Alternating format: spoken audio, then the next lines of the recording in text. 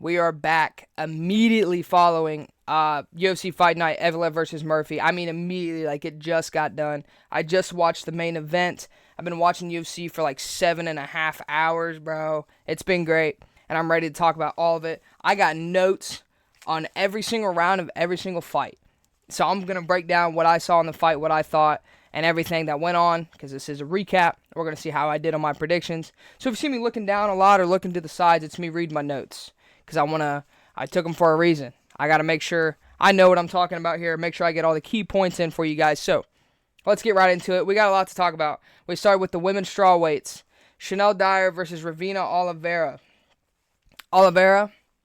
She came out hot, was throwing power punches. All of her shots were just power punches. She wasn't really throwing no combos, just whipping heavy shots on Dyer. Dyer was ready for it. She was more calm, more calculated, waited, trying to counter punch, find her way in, and knew what she needed to do.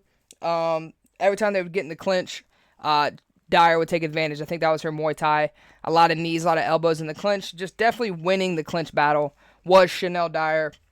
It was a close round in the first round, but I had it 10-9 for Dyer. Gave her the first round. They go into round number 2, and again, Oliveira doing the same thing. Power punches, a heavy blitz from her that Dyer was ready for. She throws a head kick, rocks Oliveira bad. She goes down, finishes with some ground and pound. Chanel Dyer, second round TKO. And I love this because this is exactly what I predicted. I said Chanel Dyer, second round TKO to win the fight. I told you, dude, prelims demon. Certified. Prelims demon. First fight of the night, women's MMA fight, and I'm predicting it down to the round and finish, bro. I do this. All right? So, yeah, Chanel Dyer wins the first fight. Second round TKO over Ravina Oliveira. It was a fun fight to start. I'm glad I knew it was going to be TKO, and I'm glad it was a TKO. So, of course, that puts me at 1-0 on the day. But guess what? It gets rough. It gets rough from here because this fight happened. And I posted a video on all my socials. You guys follow me on there. Showtime.tv04 on everything. You'll see my reaction to this fight. Shamrock versus Abdul Karim Al Sawadi. I picked Shamrock to win by decision. This dude, leading up to the fight, the most disrespectful douche dude ever, pushing him at the weigh-ins, just being disrespectful, calling him names, whatever. And I was like, oh, it's a fight game, whatever. Cool, it's a fight game. Sure, you're right. I'll shut up. It's a fight game. So you would think somebody that does that is going to go out there and dominate and be very confident in what they do. Absolutely not, bro. Rock goes out there and he's losing. He lost every single round. I had it 30-27, Al Sawadi. That's exactly what it was scored, 30-27. Shamrock goes out there, gets hit with every single overhand Sawadi threw. It landed directly on Rock's face. I'm like, bro, don't you think the overhand's coming now? Like, come on, bro. Let me read a little bit. I'm going to get carried away with how much I hate Shamrock here. But obviously there was no touch of gloves. Rock tried to touch his gloves, and Sawadi doesn't do it. Of course he didn't touch his gloves, bro. You're being disrespectful the whole time. You're being a dick. He's not going to touch your glove. Like, come on. Anyway, Sawadi was very twitchy because he was a shorter guy. He's moving around, bouncing around, twitching, fainting, really getting Rock thinking. And it worked a lot. It did work, obviously. Lots of leg kicks from Sawadi, too. He's really chopping at that lead leg of old Shamrock. Rock did get dropped in the first round. I can't remember exactly what punch it was. Probably that overhand, bro, that he got hit with a bazillion times. But he did get dropped in the first round. Sawadi had a good front kick in that round as well. He was just good at putting on the pressure and really getting in the face of Rock and not letting him get comfortable. So he definitely won round number 1 out of 10-9. Sawadi there. And then round 2, again, more of the same. Rock eating overhands, eating punches. Didn't look like he had an answer on the feet. Tries to get a takedown. The takedowns weren't working. And, much of the same thing. I had it Sawadi again, 10-9. He's up 2 rounds over Shamrock going into round number 3. You got to wonder, does it get better for Rock? Does not. I have Rock needs a finish. And then I have Rock can't get takedown. He could not get a takedown. He kept trying. He had good head kicks, good teeps every now and then. But it was too much showboating. Like, he'd get hit, and he'd be like, oh, yeah, come on. He'd smile at him. You could tell he was talking. Like, bro, you're still talking. You've been getting pieced up for 12, 13 minutes at this point, bro. Like, it's the third round. You need to finish, and you're over here still talking shit. Like, what are you doing, bro? Anyway, Rock did have a good uppercut at some point, but he was still eating the overhands. And yeah, I have it 30-27. Sawadi wins. That's exactly what happened. End of the fight, too. Fight's over. Rock just gets dominated, bullied, just looks bad the whole fight, obviously, right? Goes to try to be like, hey, good fight, Sawadi. Sawadi's like, no, bro, I'm not talking to you. This dude sneak punches him. That was the cleanest shot he landed all fight, probably. I was like, bro, are you kidding me? Now you were disrespectful the whole way up. You come out here and get pieced up and beat up the whole fight, and then you try to sneak this the dude at the end? Bro, he embarrassed himself. He's a bum. Shamrock is a bum, a disrespectful loser, and he embarrassed himself. Get him out of the UFC. He's 0-2. No place for that here, bro. Like, if you're going to act like that, at least back it up. You didn't even back it up, and then you were still a sore loser at the end, bro. Get out. Get Shamrock out of here. Not a fan of that guy. And, of course, I'm also not a fan because I picked him to win by decision, and he didn't. So, Shamrock, you're on my hate list forever. Forever. Go to the PFL, kid. Anyway, that puts me at 1-1. To get that taste out of my mouth, we go to the heavyweights. We got Louis Sutherland and Brando Pericic. Yeah, this fight only lasted one round, as you can see here. Pericic got the first round knockout TKO, which is, I don't remember what round I picked, but I know I picked Pericic by TKO, so I'm taking it. Puts me at 2-1. Sutherland came out hot, big flurry early. He did get some takedowns, but Pericic, he kept getting up. He wasn't having any of that takedown stuff. He was getting right back to the feet. And then, again, they like get in this exchange. Sutherland tries to throw some punches. He starts getting rocked. He starts like shelling up, balling up, and tries to shoot in on Pericic as like a last-ditch effort takedown. Doesn't work. Pericic ends up on top, landing some ground and pound, gets the first round TKO. Pretty solid, dominant win there for him in under 2 minutes. He gets on the mic, too. This is my favorite part.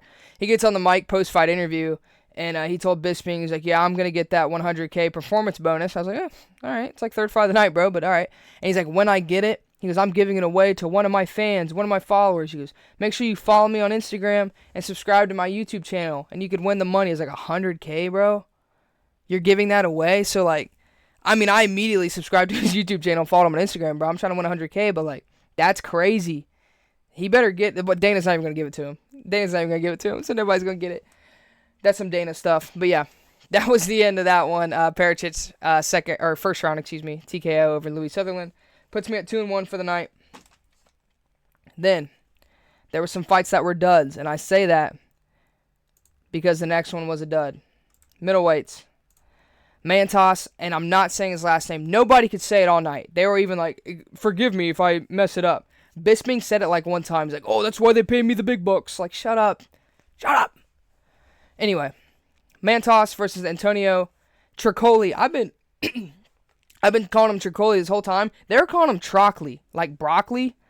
There's no way that's what it is, man. I'm calling him Tricoli. Trockley just sounds lame. But anyway, I think Tricoli sucks. I thought that was my prediction going into this fight, is that, hey, Tricoli sucks and he's going to get knocked out. That was my prediction. He did not get knocked out. This goes to a decision. He still sucks, though. But Mantas just looked flat. Dude came out, obviously, looking for his power shots, looking for his knockout early. Did not get it. Did land some big shots, so don't get me wrong. But it was a lot of Tricoli. He would clinch. He's clinching, putting Mantas up against the cage, just trying not to get punched in the face. At the end of the first round, he did try to do the trade in the pocket with him. It almost went bad, so luckily Tricoli got out of there with that. But first round, yeah, I had it 10-9. Mantas easily. Round two, a lot of the same. Tricoli looking back for that clinch, trying to put Mantas up against the cage. But he did go for that clinch at one point. Mantas landed a big elbow and dropped Tricoli bad. Tricoli was able to survive, but again, it was more or less them battling up against the cage the whole time. That's a lot of what this fight was. Tricoli, a lot of failed takedowns. He would look for takedowns. Mantas did a great job at defending them. And end of the second round, too, Mantas did end up on top in the second round. Attempted a rear naked choke, didn't get it. I had him winning that round, too, so I had that one again. 10-9, Tricoli had him up 2 rounds going into the third round. Tricoli now trying to land more punches, putting him more pressure. He knows he's down 2 rounds. Again, more takedowns coming from Tricoli. And I even have here, corner said go for single leg, and then I have he no listen. He did not listen. He did not go for the single leg. He kept going for that clinch and that body lock and that double leg, which did not work all night. I also have here the ref wouldn't shut up. Both these guys are very tired in the third round, and as soon as their backs would hit the cage, the ref's like, all right, come on, do something with your position. Like, dude, just like not giving them a chance to work at all. Like, there's a point, Mantas is on like Chicoli's back, kind of leaned up against the cage, and he's landing like little punches, like, you know, just little punches, whatever. And Chicoli's kind of like blocking a little bit, looking right at the ref. The ref's like, Chicoli, you got to do something with your position. You can't just sit there. You got to get up. Like, just ripping into him, bro. I was like, oh, my God. I don't even think Chicoli speaks English. So, like, they were just staring at each other while the ref is just ripping into this dude. It was crazy. But Chicoli did end up getting a takedown at some point. But I'm pretty sure Mantas got right back up, and they ended up against the cage again. The ref kept breaking him up a lot. There was another low blow. There was like 2 low blows at one point. One of them, too, was Chicoli got hit with a knee low. But before he could even, like, react, the ref was like, nope, break it up, low blow. And then Chicoli's like, oh, yeah, oh, that hurt. Like, I don't even know if it was a real one or not. But, yeah, this fight was kind of sad. I was expecting a lot more to Mantas. He couldn't get his knockout and then didn't really know what to do. Luckily, he was fighting Chicoli, who's poo-poo buns. So he was still able to get off with a win. Just a sad, kind of boring fight. I had it 30-27 to Mantas. I think some of the judges even scored like round 3, like 9-9 or something. Like, or I had it as a draw because they both didn't do anything. So the scorecards were a little weird, but Mantas did end up getting the decision win over Antonio Chicoli. So I'll take that. That puts me at 3-1. After that, wrong heavyweights, excuse me, right here. Mario Pinto, Felipe Franco. Now, I was hyping up Pinto a lot, saying he could be a prospect at heavyweight, and I picked him to get a submission in the second round. So, of course, he makes me look like a complete buffoon. He does win by decision, but it was super boring. Like, Franco obviously came out hot, like he always does, looking to land big shots, put a pressure on Pinto. Pinto was very patient, very calculated, stone cold face, too, just like bored, like, all right, you know, the whole fight looked like he didn't really even care to be there. There was a lot of clinch work from Pinto. He'd get into the clinch, land a lot of knees, a lot of body shots, some elbows, but every takedown he was struggling with, he could not get Franco down. Franco was doing a great job at defending takedowns, and I gave that the first round to Franco. I had it 10-9 Franco going in after the first round. Second round, again, it was more of the same thing. Franco defended takedowns. Pinto not really wanting to engage as much.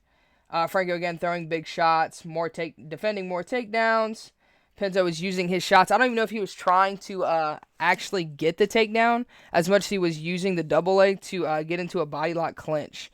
Because that's kind of what he was doing, just kind of shoving Franco up against the cage. That's kind of what he did for like the rest of the fight, you know, was using these failed takedowns to get him up against the cage. I know he got a few takedowns here and there, but, like, it's not like he was getting dominant takedowns over and over every time he shot. Like, it was, like, maybe 1 in every 5 shot was a takedown, maybe. So, nothing crazy good that he would want. But Pinto was kind of pressuring more now in the third round.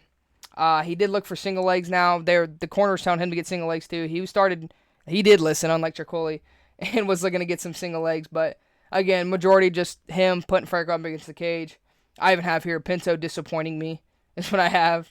And, yeah, I had that one 10-9 Pinto. Last 2 rounds, I had it 29-28 Pinto. And then Pinto did, of course, get the unanimous decision win to stay undefeated.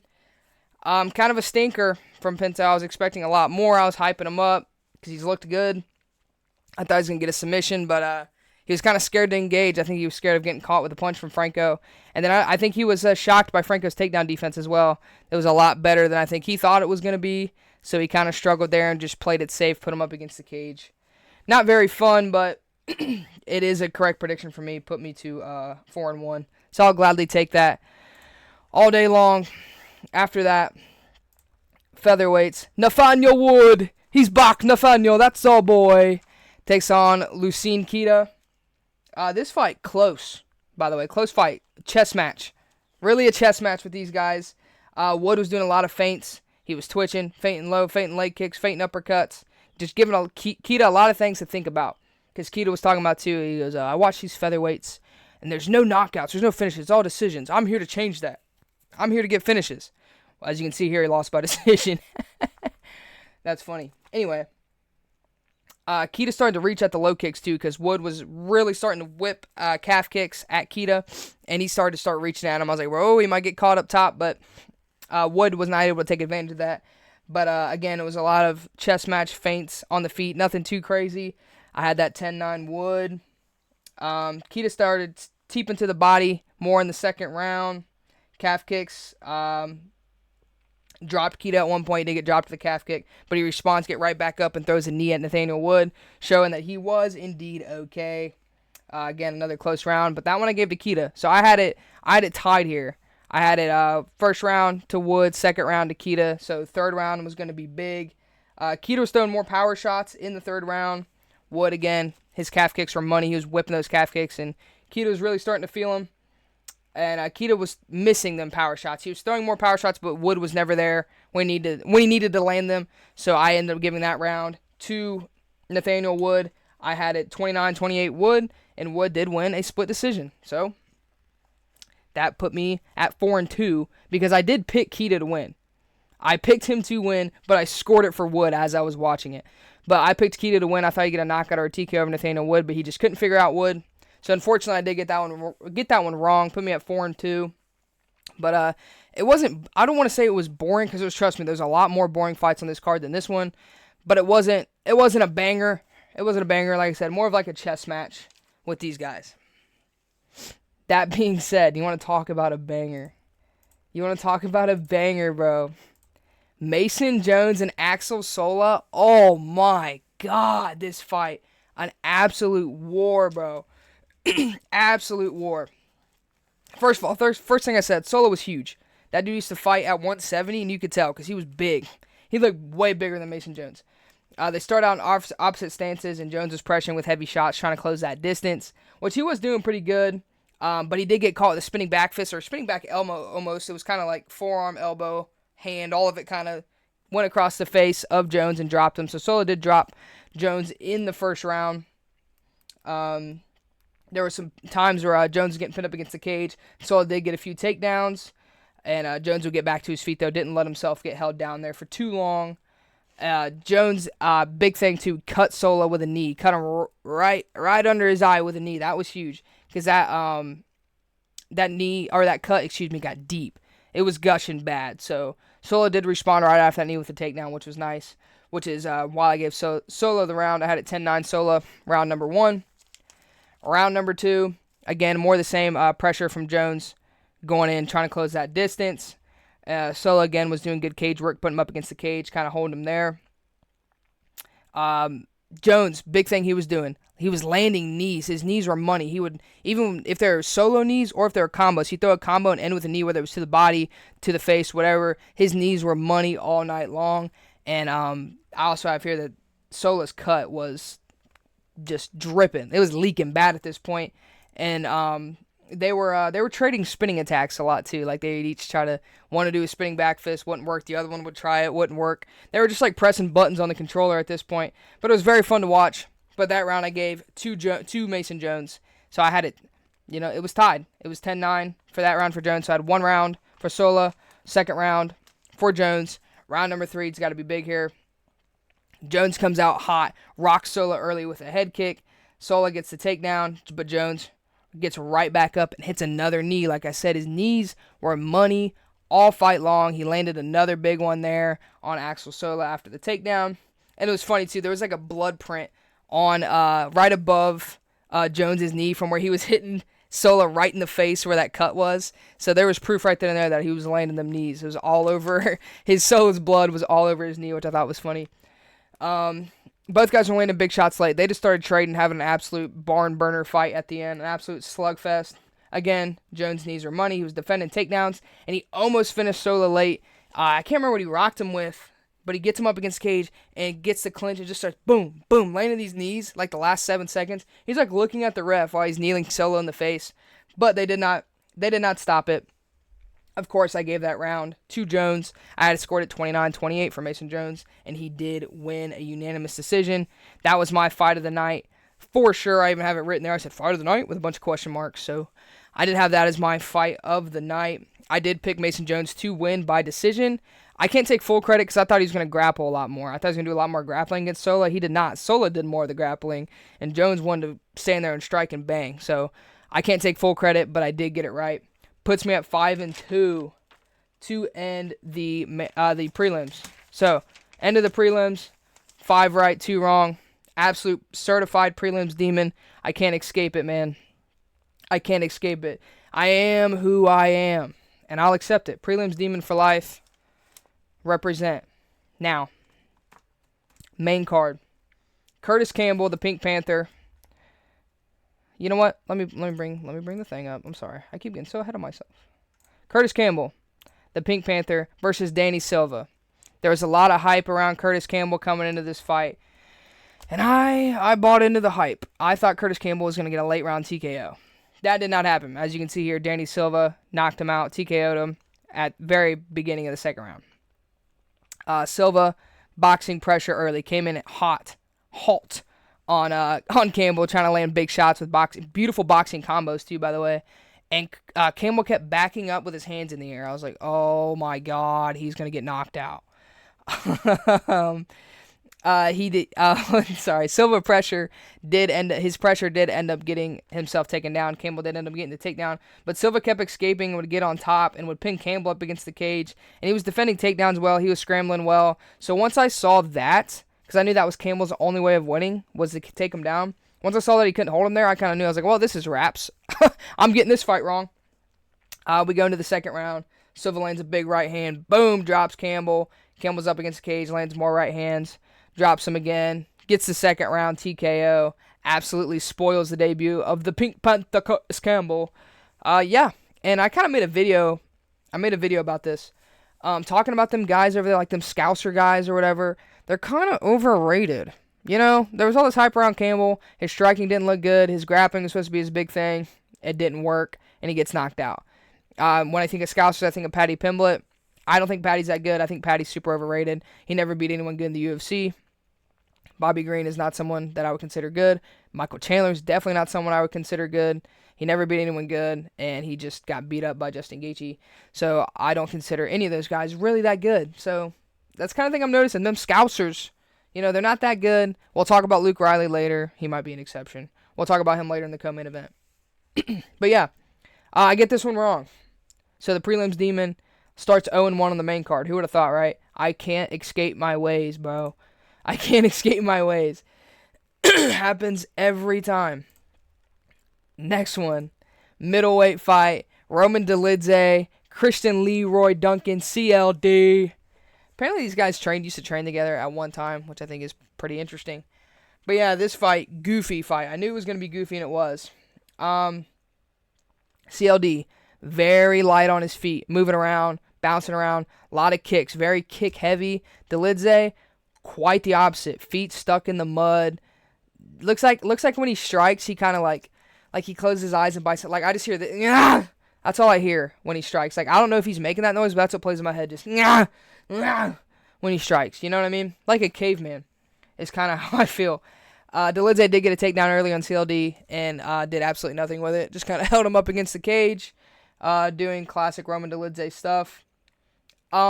He did wobble, a drop wobble CLD with a back fist. It was so funny because you could tell he was not trying to. He was starting to get pressured. He kind of just goes, ooh, ooh, and he throws it, and it cracks him, and he went down, but it was so stupid. It was the most Roman Dolidze thing I'd ever seen in my life.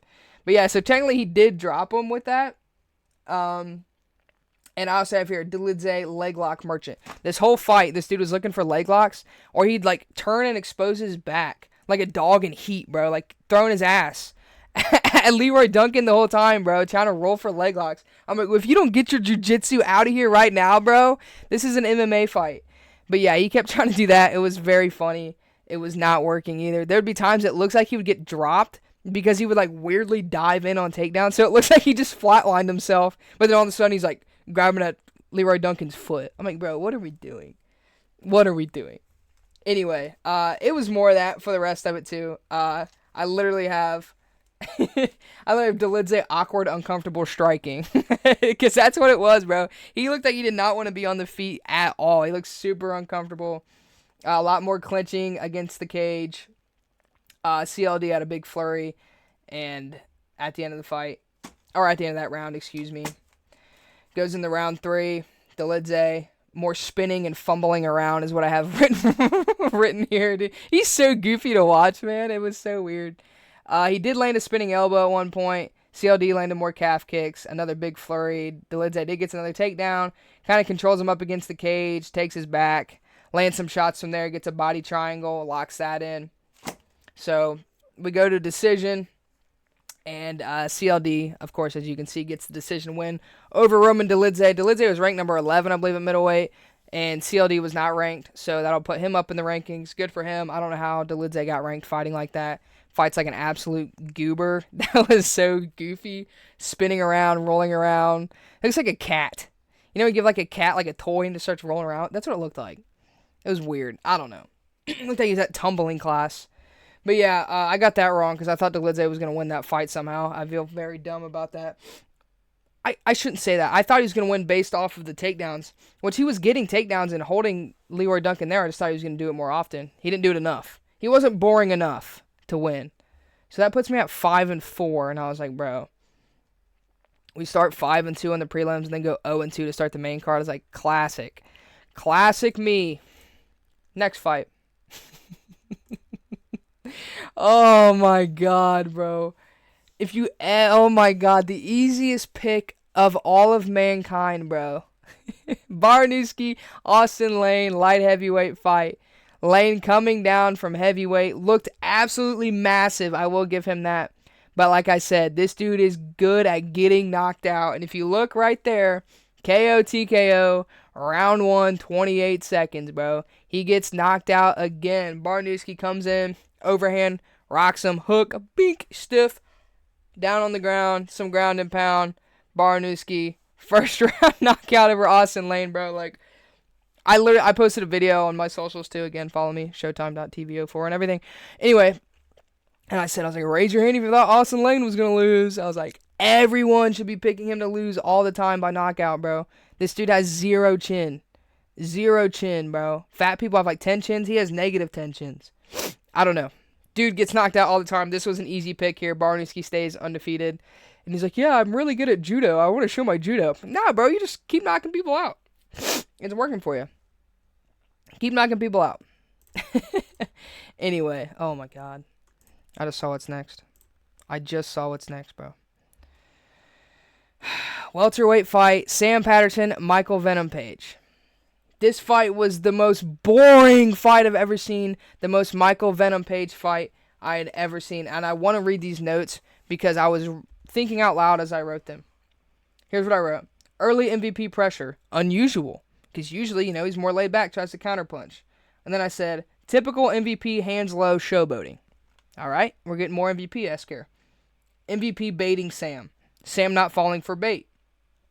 MVP controlling pace and distance. Literally nothing happened. 10-9 MVP. That's what I wrote for round 1. Round 2. MVP back on the pressure. Both more active to start. Patterson nervous, cautious, overthinking? Question mark. Then I wrote, clinch on cage from Patterson now. Does nothing with it. Patterson biting on everything. Good right hand for MVP. Sam clinch against the cage. Boring ass round again. 10-9 MVP, I guess. Bro, this fight was brutal to watch. The crowd was both of these guys are from England, and the crowd was booing so loud for these guys. Round 3. Patterson pressuring now. Sam clinch on cage, trying to trip. More Patterson cage control. Thank God that's over. 10-9 MVP, I guess. Who cares? 30-27 MVP is what I had. MVP did win a unanimous decision. Now, like I said, absolutely boring. Most typical MVP thing ever. It was an MVP fight. You don't need me to break it down. If you've seen him fight, you know what it looks like. Whether you watch this fight or not, you know what it looks like. One thing I do want to talk about. I talked about it in my last YouTube video, and I made a clip about it. And I was talking about, I don't care if you beat people from Bellator because they're not worth anything. Bellator guys aren't good. And I was like, Pico's done nothing. Pitbull, Patchy Mix, Eddie Alvarez, whatever, all these guys said, I don't care. And a lot of people were commenting, what about MVP? Michael Venom Page, bro. What about MVP? This is your guy that you're going to represent Bellator? Bellator's going to hang their hat on this guy that has had the most boring fight ever with Sam Patterson, bro? That's what you want to hang your hat on. No, bro. Nobody from Bellator is worth anything. MVP is not worth anything, bro. Boring fights all the time. No. Bellator is not worth it, bro. Bellator has never put out anybody good. Eddie Alvarez was the best thing to come out of Bellator, and he wasn't and he's not in anybody's top whatever fighters, bro. No. Don't come at me with the belt. This solidified the Bellator argument that I was making. Because the only thing people were bringing up, bro, is Michael Venom Page. And he goes out here and has another stinker. Like, he doesn't fight like this all the time. Like, bro, he's winning in the UFC. Okay. I don't care if he's winning by decision every fight in the UFC. Jabbing at range. Jab, clinch. I don't care. I don't want to see that, bro. No, bro. Nobody from Bellator is worth anything, especially MVP. But he does get it done. And I did pick him. So, because it's obvious. You got to pick MVP. We know all of his fights look the same. All of his fights look the same. We know what's going to happen. So that put me at 7-4. Put me at 7-4 going into the co-main event. We had Luke Riley versus Aswell Jr. Michael Aswell Jr. versus Luke Riley. Co-main event, featherweight fight. Now, I was giving the Scousers a bunch of crap earlier. Talking about that ugly Curtis Campbell, dude. I'm sorry, man. What a geek. I'm sorry. That's rude. But look him up, bro. Dude's an absolute geek. But anyway, Luke Riley, another one of them guys, trains with Patty. He's got all the hype around him, yada, yada. We talked about it. So I was like, all right. Let's see him put on a show in the co-main event. And we'll get into the scoring because maybe I saw a different first round than everybody else. Because here's what I wrote. I said, Aswell pressure early. Aswell lands a big right hand. Good start from Aswell, clinch against cage, landing good shots up against the cage. He's winning the fight right now. Aswell landing better shots so far. Riley slowly getting more comfortable. He did get more comfortable as the first round went on. They traded big shots. I gave the first round to Aswell. I thought he won. He started off better. Riley did kind of pick it up towards the end, but he didn't batter Aswell at the end of the first round. So I still thought Aswell won the first round. But everybody's like, yeah, Luke Riley. Big ups, Luke Riley. Round one. I was like, okay, I guess he did. Round two. Good counter punches from Riley. Momentum is now on his side. It is. He's got warmed up. He's got more comfortable. He's ready to do Luke Riley things. Aswell takes advantage of a slip and does put up Riley up against the cage. Riley, they end up getting away from the cage, but it was a moment for Aswell there with the slip. He was picking up the leg kicks, Riley was. He was throwing a lot of leg kicks at Aswell, trying to slow him down. He was controlling the pace now. Riley was now in control of the fight. He was controlling the momentum, the pace, the distance control. All of that was now on the side of Luke Riley. And he was doing good at catching Aswell on the way in. Aswell would try to blitz in with stuff, and Luke Riley would catch him pretty good. Laying good shots. Landed clean shots that would probably knock other guys out. But Michael Aswell, dude. Tough dude. Tough dude. I will give him that. And good check hooks. Riley was landing a lot of good check hooks. Those were the big shots that were rocking Aswell the most. So, yeah, a lot of good check hooks there. That round I did give the Riley 10-9. I have it 1 round each. And then round number 3, Aswell immediately was trying to look for more grappling, clinch Riley up against the cage. He went for a single leg, and Luke Riley was ready for it, defended it, did not get taken down. Again, trying to keep him up against the cage. Riley was definitely winning in the striking now. The advantage was on his side. The momentum was on his side. He was doing great body work, too, landing a lot of good body shots on Aswell. And he just kind of took away the fight there. So I had that 10-9 Riley. I had it 29-28. Riley won. He did win the fight, obviously, unanimous decision. But everybody gave him the first round, too. I was like, okay. I guess. Like I said, he ended the first round well. But I don't think it... I don't know. Maybe I have to rewatch it. I don't know. But watching it in the moment, taking my notes, I thought he lost the first round. I mean, ultimately, I thought he won the fight by decision. So, good for him. I did pick him to win. I think I picked a TKO or knockout, though. But I did pick him to win. So, that put me at 8-4 on winners, which is cool. But yeah, a lot of people said that he won every round. I thought he lost the first. Who cares? He won. I picked him to win. I thought he won. He still won. Who cares about 1 round? But yeah, big up Luke Riley. The crowd went nuts. They loved him. He's kind of the exception to that Scouser thing I was talking about, but he did get punched in the face a lot. Like, he eats some shots to land some shots, very Paddy Pimblett-esque. You can tell they trained together. That dude ate some shots. He's got a chin on him. Because Aswell was landing big shots. Like, they were trading at times, but it was just a matter of who was, who was going to take the shots better. Pause. Luke Riley was taking them better. He was taking them shots. He was taking them better than Aswell was. Again, pause on that. But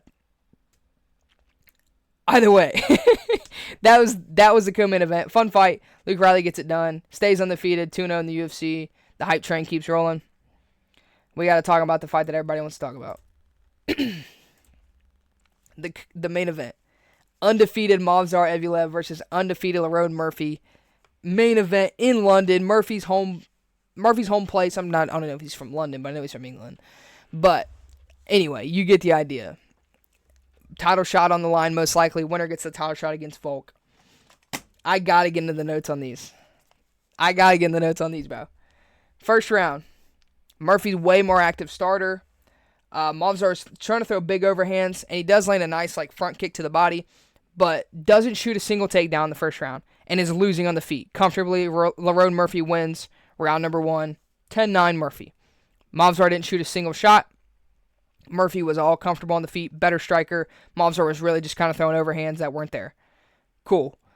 Murphy wins the first round. They go into the corner, and Movsar's corner's hey, start shooting your takedowns. He's like, yeah, I know, I'll get there. I'll get him. I see him, I'll get him. Like, all right, cool. You think he's going to shoot takedowns in round 2? Nope. Not a single takedown again. Not a single attempt of a takedown for Movsar Evloev in the second round either. Murphy was still in control. He was confident, comfortable striking. I literally have Movsar needs to wrestle or he will lose. Because, bro, if it kept going like that the whole fight, he was going to lose the fight. Like, there's no way. You cannot strike with Murphy like this. You're losing. Again, not a single shot taken. A lot of the same thing from the first round. Lerone Murphy wins the second round too. I have Murphy up 2-0 over Movsar Evloev.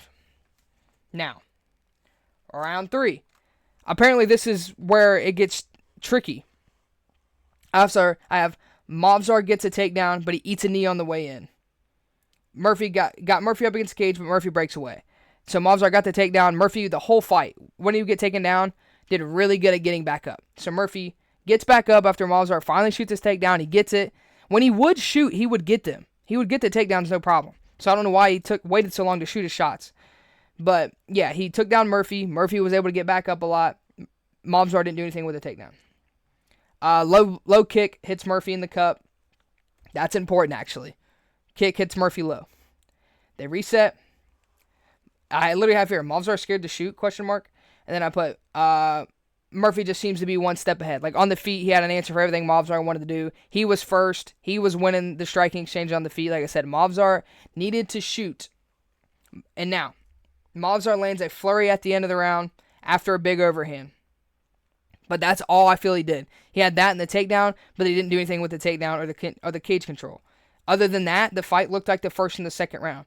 So I scored that for Lerone Murphy. I had it 10-9 Murphy. So I had Murphy up 3-0 on Movsar. Mind you, I picked Movsar to win this fight. I picked Movsar to win by decision. But I have it right now. I had it Lerone Murphy was up 3-0 on Movsar, bro. Apparently some of the judges, doing the math, they had to have scored that round to Movsar. They gave him round 3 for that flurry at the end. I guess. I don't know. I guess. That's the most striking efficiency he had, I guess, was it right there. But I still gave the round to Murphy. I had it 3-0. Round 4. I have body kicks are working for Murphy, but again, kicks the cup. Boom. Low blow on Murphy. They take a point away from Movsar. He gets a point deducted. So at this point, I'm like, he's down 3 rounds and just got a point deduction. Like, there's no way. He has to get a finish. I literally said, Movsar needs a finish, and then he did. He started picking up the pace. He gets a takedown, gets another one. He's pinning Murphy up against the cage, but Murphy was able to survive and break away and get back on his feet. Murphy slips, he did. I can't remember if he threw a punch or a kick. I think he threw a kick and he slipped. Movsar took advantage, gets on top, lands some ground and pound. Movsar won the round, but he had the point deduction, so it's a 9-9 round. It's 9. It's a draw. So I had that as a draw. So I have Movsar lost 3 rounds and had a draw in the second one. Hasn't won a single round yet in my book, and that's 4 rounds down. Okay? So now we get to the final round, the 5th round. I think Movsar needs a finish or he's going to lose. I have Movsar's throwing more. Movsar's pressuring, gets a takedown in open water, which is huge because all his other takedowns were up against the cage. Now he's got Murphy out in open water. Murphy can't use the cage to get up because he was using the cage to get to stand up a lot. So that was huge for Movsar. He's landing shots on top now. Murphy, again, did a good job. Would get back to his feet. Movsar tripped him right back down. He got like 2 or 3 more takedowns. Murphy he's cut around his eye. And they were talking this 5th round something about a hip issue or a hip injury for Lerone Murphy. His hip was bothering him. I don't know if this was a pre-existing thing, but I first heard about it like in the corner. They were talking about it in the corner. I was like, oh, his hips hurt. And you kind of tell by his movement. It was kind of slowed down. And Movsar took advantage. It was landing some good flurries. Like he looked better on the feet in the 5th round than Lerone Murphy. And I think that was due to the hip injury of Lerone Murphy. Again, Movsar takedown. Murphy great at getting back up. I gave that round to Movsar Evloev 10-9. My final scorecards, I had it 48-46 for Lerone Murphy. Movsar won a majority decision. 2 judges said he won. The other judge said it was a draw. Not a single person scored it. Not a single judge scored it for Lerone Murphy, bro. I thought for sure Lerone won that fight. I thought he won the first 3 rounds. The second round was a wash because it was a draw, and then he lost the 5th. That's what I thought. I don't know. Because I just, the first 2 rounds are obviously Lerone Murphy. Round 5 was obviously Movsar Evloev. Round 4 is obviously Movsar 2, but again, it makes it 9-9. So it's like round 3 is kind of the big thing. That's why I talked about it. Like, people scored it for him, I guess, because that flurry at the end and the takedown, he didn't do anything with the takedown, didn't do any damage with it. Lerone is able to get back up and get back to his feet. And then, yeah, that little flurry at the end, but the rest of the fight was Lerone Murphy doing Lerone Murphy things, picking apart Movsar at range, counter-punching him, landing good kicks. I thought he won the round. And I think a lot of people did too. I saw a lot of people posting. A lot of people thought Lerone won this fight. I did too. I thought he won the fight. And a lot of people are being like, how did Lerone not win this fight? How did Movsar win? Blah, blah, blah. I agree. I picked Movsar to win this fight, so cool. I'm glad he won. That puts me at 9-4 total at the end of the night. I'll take it. But like, I thought Lerone won the fight, man. Watching it live, scoring it, I thought Lerone won. I thought he got it done. I don't know what's going on here. Movsar gets the win, moves to 20-0. 20 wins, not a single loss. All of those wins, not all of the 20, but all of the wins in the UFC are by decision. He's not a single finish in the UFC, which is crazy. That drops Lerone down to 17-1-1, technically, even though I think he won the fight. But yeah, crazy fight. I think the judges got it wrong. I really did. I think at most it was a draw. If you could find a way to make it a draw, I think at most it was. I don't see a way that Movsar wins that fight. I don't know how he won it, but whatever. I'd love to see the scorecards, the official scorecards. I'm sure they'll come out eventually, just like to see how I don't know. I just want to see who scored it what. You know what I mean? Like, you know how they'll post a picture of the scorecard. That's what I want to see. That's what I want to see. I can do the math on it, really break down what they saw, I guess, because I don't know. Like I said, I had it 48-46 Lerone Murphy. I thought Murphy was going to win and get himself a title shot against Volk. But I guess it's going to be Movsar. They're going to book Movsar versus Volk. He even, in the post-fight, was like, yeah, Volk's mentioned my name. I accept the challenge, blah, blah, blah. So they're trying to set it up. Now I just wonder, are they doing the John Silva versus Volk first, and then Movsar fights the winner? Or is it just going to go straight to Movsar versus Volk? That I don't know. But yeah, that was UFC London. It was not as good as last week. Vallejos and Emmett was way better. That card was way better. This one had a lot of stinkers. Pinto fight, kind of a stinker. Tricoli fight, stinker. MVP, definitely a stinker. You know, there were some fun ones though. Like I said, Barnowski's knockout, of course, that was fun. The Jones and Sola fight, incredibly fun. Sutherland getting finished. There's another finish there. The main event was fun. I enjoyed watching it. I think just because of the stakes on the fight were fun. Luke Riley's fight was good. You know, there was some solid fights, but it wasn't anything crazy to write home about. Like I said, I went 9-4. Last week I went 10-4, bro. I'm Mr. Consistency, bro. 3 things about me. I'm going to get the prelims right. I'm going to be consistent, and I'm going to take notes. Those things are all guaranteed. That's what's guaranteed when you watch these videos. So, 9-4 of the night. Solid show. Fun fights. I had to do an immediate recap. Like I said, I've been watching it all day. I watched the result of that main event. I was like, I got to talk about this. So, I got in here to make my video. But yeah, I hope you guys enjoyed the video. A little bit longer on because we talked about everything because I predicted everything. But yeah, I hope you guys watched the whole video. I appreciate it. Like, subscribe, all that good stuff. Follow all my My socials, showtime.tv04 on everything, Instagram, TikTok, and of course here on YouTube. Yeah, I hope you guys enjoyed this show, and we'll be back, I believe, next week because we got Joe Pfeiffer and Israel Adesanya. The shows just keep on coming, so I'll see you guys. I believe that's in Seattle, so I'll see you guys UFC Seattle, Pfeiffer versus Adesanya. That's next.